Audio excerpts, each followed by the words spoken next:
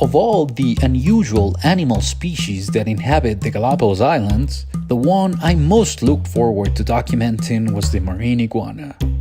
These fascinating reptiles are the only saltwater lizards in the world and are endemic to the archipelago.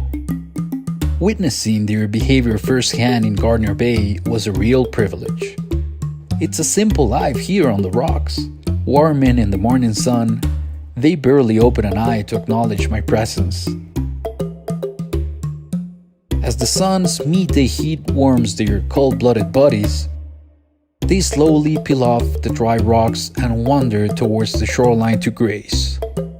I wanted to capture their unique feeding behavior, but it was challenging to get close enough, as they usually chomp on the seaweed that grows beneath the waves.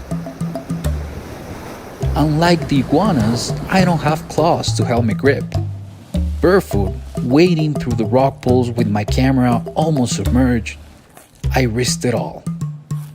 But capturing images of these extraordinary vegetarians was well worth the effort.